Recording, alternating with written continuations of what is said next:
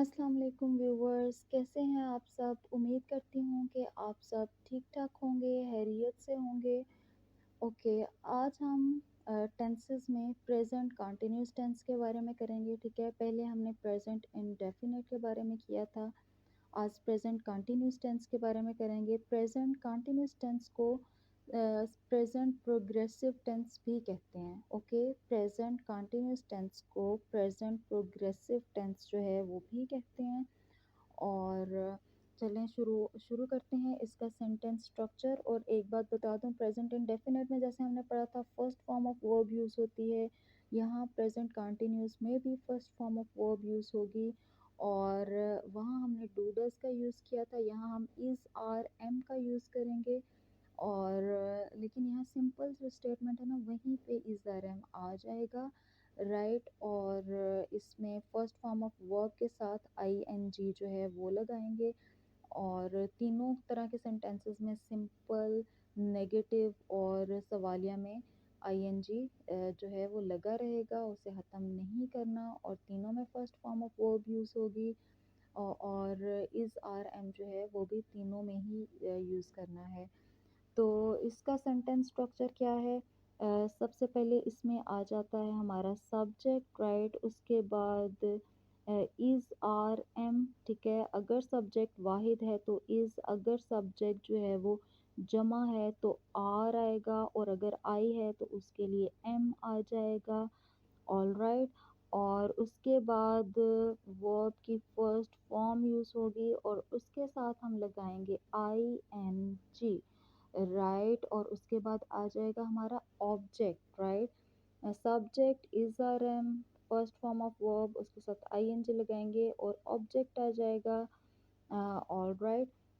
जैसे एग्जाम्पल्स के साथ साथ करते हैं। जैसे ओके, अगर उर्दू में आ जाएं कि फ़िक्रात जो हैं उनको आप ट्रांसलेट करें इनटू इंग्लिश, और आपको कैसे पता चलेगा कि हमने इसे प्रेजेंट कंटिन्यूस के अकॉर्डिंग करना है?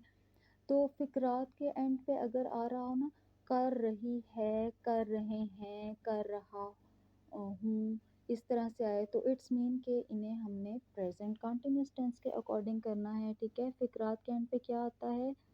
फ़िक्रात के एंड पे फॉर एग्ज़ाम्पल कर रहा, कर रहा हूँ, कर रहे हैं, कर रहे हैं, या फिर कर रहा है, कर रही है वगैरह आता हो, तो इट्स मीन कि ये प्रेजेंट कंटिन्यूस टेंस में इन्हें ट्रांसलेट करना है, ठीक है। जैसे जैसे वो खाना खा रहा है, वो स्कूल जा रहा है, वो पानी पी रहा है, वो पढ़ रहा है, वो सो रहा है, ठीक है। वो दौड़ रहा है। तो इसका करते हैं जैसे इधर हम ले लेते हैं एक सेंटेंस, वो दौड़ रहा है, ठीक है। वो दौड़ रहा है, ठीक है। सब्जेक्ट हमारे पास है वो, और इसमें दौड़ जो है वो हमारे पास है वर्ब। और अ, वो दौड़ रहा है, ठीक है। वो दौड़ रहा है, ही इज़ रनिंग। ऑब्जेक्ट इसमें हमारे पास नहीं है, वो दौड़ रहा है, ही इज़ रनिंग। वो पढ़ रहा है, अगर हम कहें वो किताब पढ़ रहा है तो इसमें हमारे पास ऑब्जेक्ट है, क्या है? किताब, ठीक है। तो वो दौड़ रहा है, ही इज़ रनिंग। लेकिन अगर ऑब्जेक्ट आ जाए तो उसकी प्लेस जो है वो यही है, ठीक है, एंड पे। ओके, जैसे वो दौड़ रहा है, he is running, first form of verb run, और इसके साथ हम लगा देंगे I N G, running. He is running, वो नहीं दौड़ा, ही इज़ नॉट रनिंग। क्या वो दौड़ रहा है? इज़ ही रनिंग, ठीक है। ये सिंपल स्टेटमेंट। उसके बाद जो मनफी स्टेटमेंट होती है उसमें हमारा आ जाएगा subject plus is are am, जो भी यूज़ हो रहा हो वो आएगा, इज़ आर एम। और इनके फ़ौरन बाद क्या आ जाएगा? नॉट, ठीक है।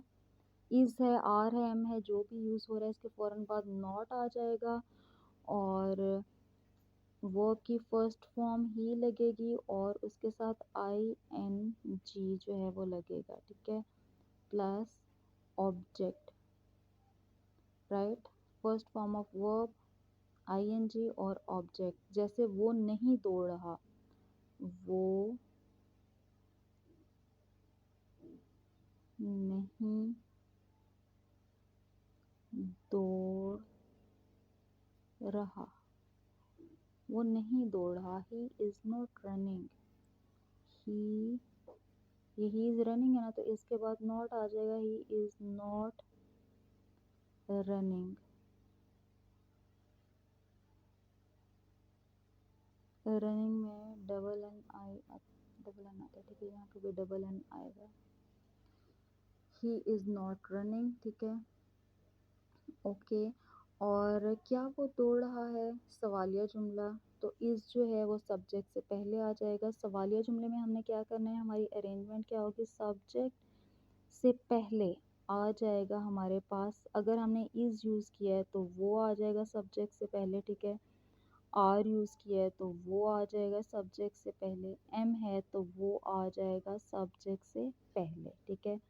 उसके बाद सब्जेक्ट होगा, फिर वर्ब की फर्स्ट फॉर्म और उसके साथ आईएनजी, और अगर ऑब्जेक्ट है तो ऑब्जेक्ट आ जाएगा, ऑब्जेक्ट नहीं है तो ऐसे ही, ठीक है। जैसे क्या वो दौड़ रहा है, क्या वो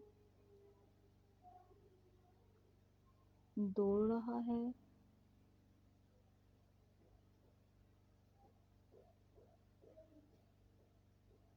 इज